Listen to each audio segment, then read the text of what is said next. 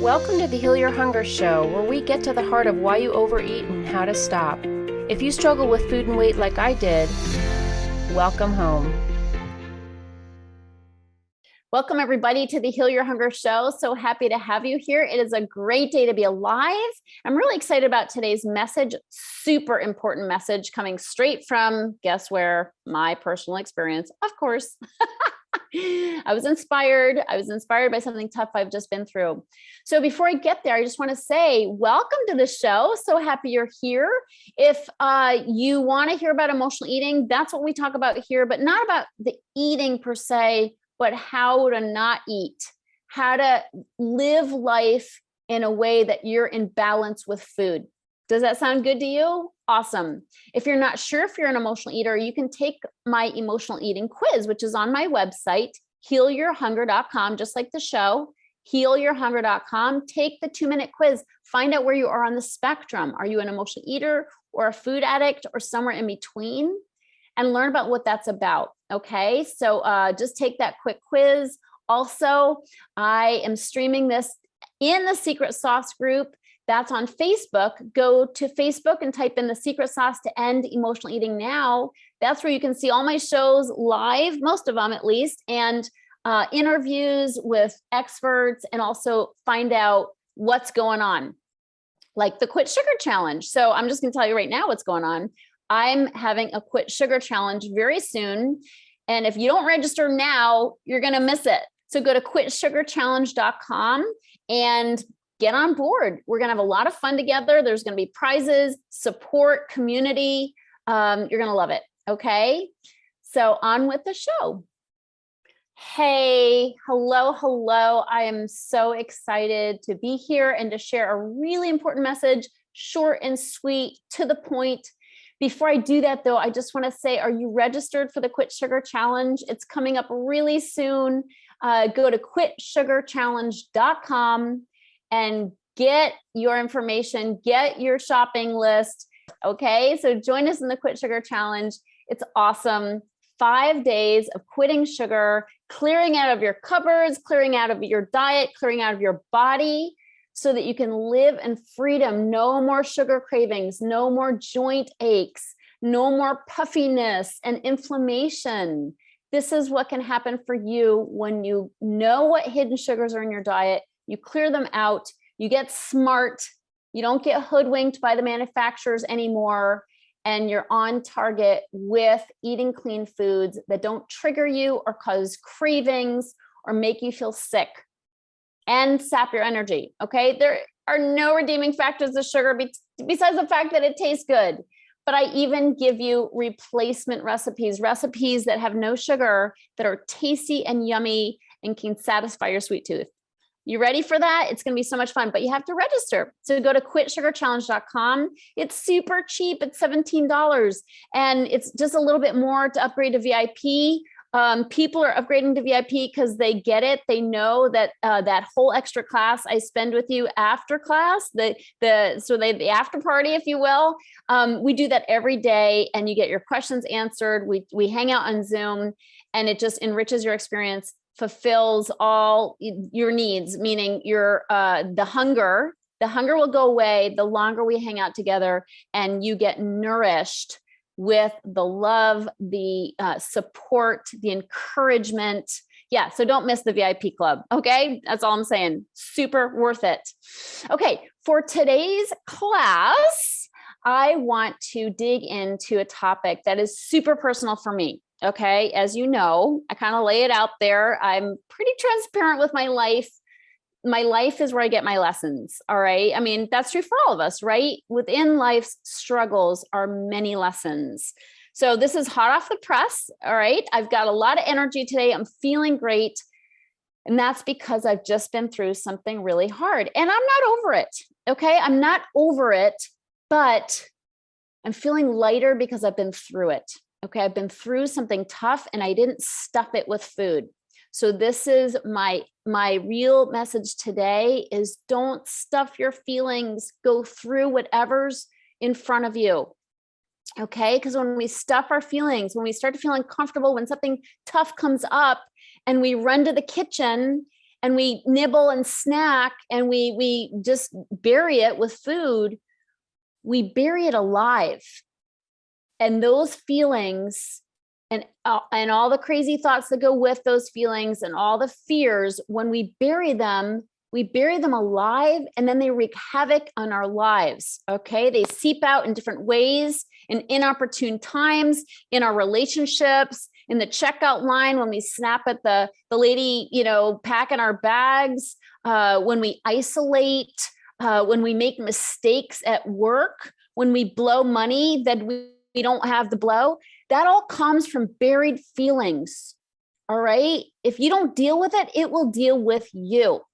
So that's my message today. And I want to talk about God. I love talking about God, and whoever God is to you, that is perfect. All right. I'm not religious per se, but I have a strong belief in God because I've seen it working. I've seen him do amazing things in my life when I surrendered my will and turned it over to him. Okay. And I don't believe God's a him either. I believe God is bigger than any word that could define God. All right. But God's easy, say him for lack of, I don't want to do the they thing. I could, but it might get confusing. I'm just going to go with the traditional, language, even though I know that is not any way, what God really is, because God is undefinable, undescribable, bigger, more magnificent than any of us could ever define with words, with the English language. Okay, so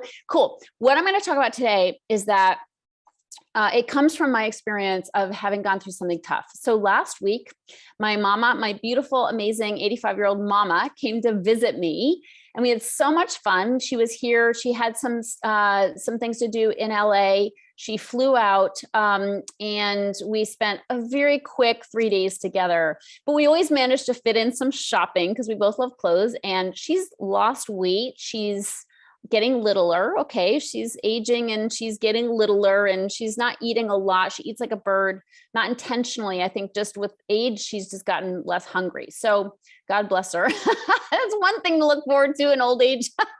So, okay. I'm kidding. But anyway, she needed some pants that fit her.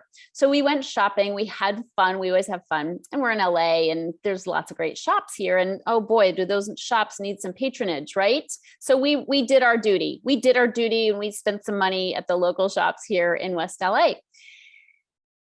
But what I noticed from hanging out with my mom for a few days is that she's starting to get a little forgetful and a little confused. All right. She's totally with it. I mean, she's on top of her game, but there's some memory loss there. Okay. And I don't know what this is about. It could be from a number of different things. It could be just age. It could be something more than that. It could be, I have a friend whose mom had some mini strokes and it affected her memory. So she got checked out and then got some medication for that. And then her memory was fine. So we don't know what it is, but I have to tell you, this is something I've kind of known was an issue, but I didn't want to deal with it.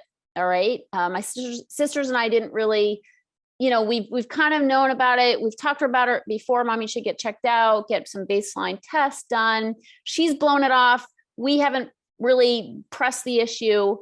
And it's a little bit more pronounced now. So when I dropped her off from the airport, I had a flood of feelings. I was like, oh my God, like what's happening? This is so not cool. This isn't cool. This is scary. I don't want to lose my mom. I don't want our mind to go. And again, I'm jumping to conclusions that may be not what's happening, but of course I'm going to be concerned. She's 85. So I was really concerned and scared, and I could have eaten over it, right? I could have turned straight to the food. I could have been like, this is scary. This is threatening my sense of safety. My mama, whom I love, who's super physical and strong. She cross-country skis and she hikes and she travels. She's an amazing woman, super strong. Her body's strong. She walks every day. She's married. She's got a beautiful second marriage after my father died of cancer 21 years ago. So point is, she's doing amazing, and I don't want to lose her in any way, shape, or form. So the fact that I started to fear that made me feel very unsafe and scared and sad and distraught. And in my past life as an emotional eater, I would have stuffed those feelings with food because I would have been so afraid and freaked out. And that's what we do as emotional eaters, right? When something is tough, we head to the food because that's our number one coping skill. That's how we've oriented towards pain and troubling emotions. It's been food first, questions later, right? Like, let me get my stability from food, which of course doesn't really give us stability. It just masks the feelings and makes us have an illusion of stability when it makes us more unstable as we gain weight, as we, hate on our bodies, as we hide because we're embarrassed. I mean, that is not stability. So I could have gone there, right? I mean, this is scary stuff. These are some big emotions I was feeling: loss, grief, fear. But what I've learned and the life I'm living today is one of moving through feelings. And I want to bring you to a saying that I use at times, and I offer it to my clients as well.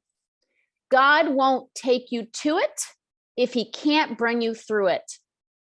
God won't bring you through it if he can't take you through it. I'm not sure about the brings and the takes, but God won't bring you to it if he can't take you through it. And that is my experience. So the fact that here I am spending time with my mom, it's right in my face. This is something that, she needs to go to the doctor. She needs to get checked out.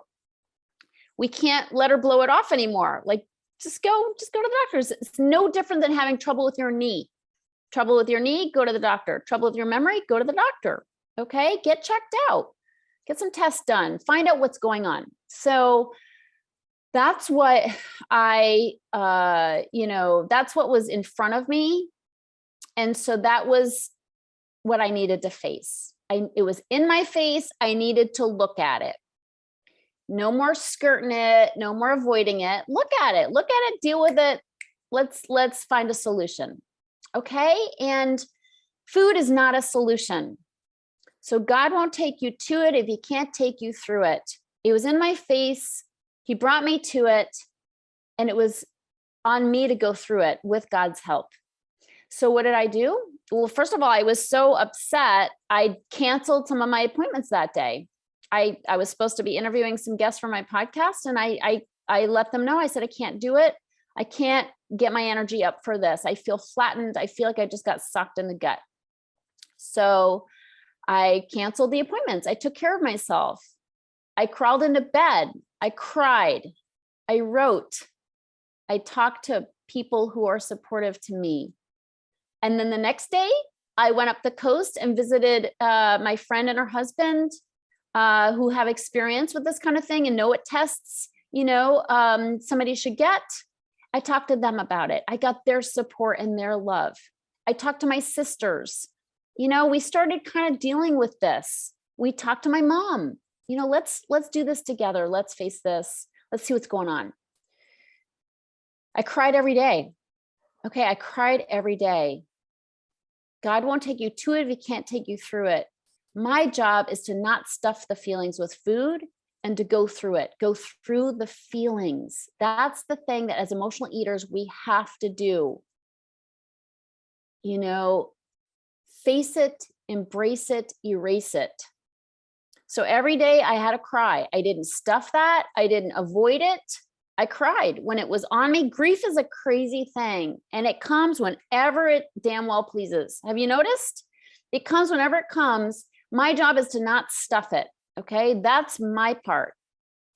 God will heal me, but only if I'm willing to go through it. If I stuff it, God can't help me. Right? If I'm depending on food to deal with it, I don't need God. I'm like, God, I got this. Me and food, me and donuts, we got this. Me and cereal, we got this. No, God can't do his job if I tell him I don't need his help. And that's what I do when I stuff my feelings with food. I'm like, no, God, I got it. Me and food, we're good. Food's doing a better job than you can do. So I'm going to use it. That's what we do when we eat. Okay, we depend on food instead of God to help us through our troubles. So my job is to depend on God and to bring me through it. And that's what I did day after day. I wrote about it. I talked about it. I saw, different people, the experiences of friends. I had conversations with people. It's amazing what a wealth of information there is in our lives, people around us. But when we're so busy, trying to avoid a situation and not face it, when we're busy judging the fact that we have feelings about it, we don't use those resources. When I was up the coast, I went to lunch on Sunday with my friend and another friend and her boyfriend. And during our lunch, chit-chatting and laughing and having fun, I basically said to everybody, hey, I'm going through something tough here. I am, struggling with this, and that's what's going on with me.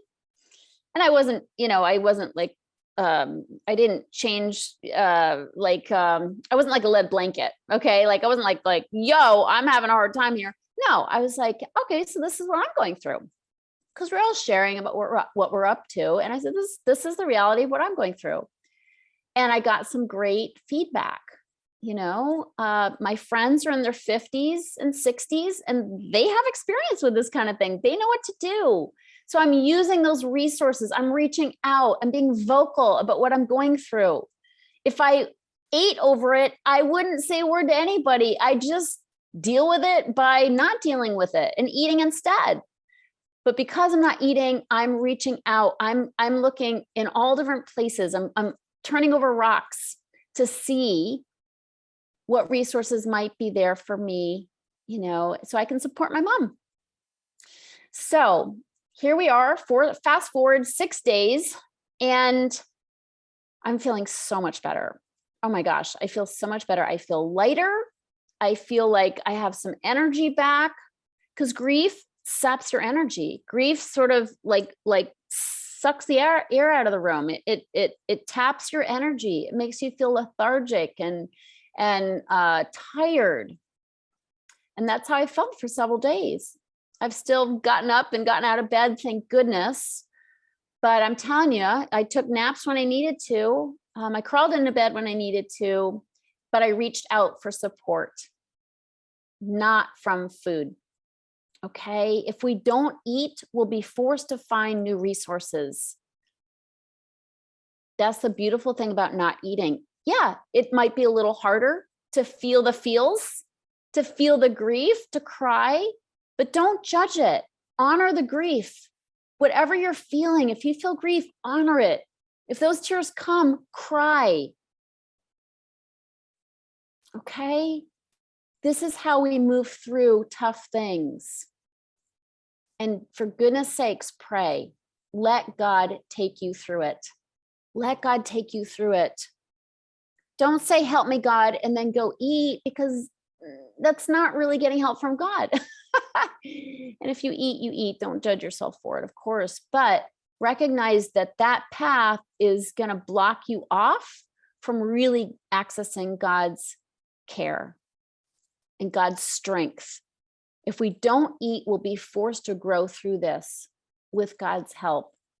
So today I'm feeling so much better. I'm feeling so much lighter. I know more grief will come, but hopefully, we're onto a solution and we can be supportive to my mom, but I just love that I feel lighter today. I love that it's really true that when we face it, embrace it, it can be erased and we can be restored to our normal selves, our energetic, loving, light, bright selves. That's how I feel today, but it's only because I was willing to go through the fire, those tough feelings.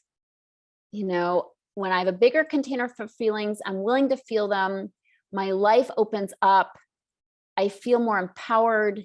I'm not a victim of food cravings because I'm willing to feel my feelings and move through it with God's loving grace and the support of so many friends. Whatever you're going through, first of all, get support. But know if you eat over it, you're only going to stuff it, and those feelings are going to come out sideways and hurt you and cause you possibly to hurt other people through being bitchy or snappy or depressed or heavy or isolating. You know what happens, right? When we eat, we go into a whole nother world, and those feelings that get buried come out in ways that aren't so pretty. So I hope this is helpful to you. I want to offer you hope. I'm feeling hopeful today because I was willing to go through tough feelings. I always wanted to be happy all the time, the happy high notes, but life isn't about happy high notes. If you're a musician, the high notes are beautiful, but they have to be balanced with low notes and notes in between. That's life. That's the reality of life. That's how you get a beautiful score, a beautiful score of music and a beautiful sound is with all sorts of notes. So anyway, I love you and I support you, and I especially support you in using new tools that are healthier than stuffing your feelings with food. I hope this is helpful and hopeful for you. I love you so much. Please reach out anytime. Please share this with other people. Let them know there's hope available. They don't have to diet anymore. They can learn how to have a healthy relationship with food and with their feelings. Sending you so much love. Take care. If you enjoyed this podcast and want to get free support, insider health info, exclusive invites to events, and more, visit healyourhunger.com.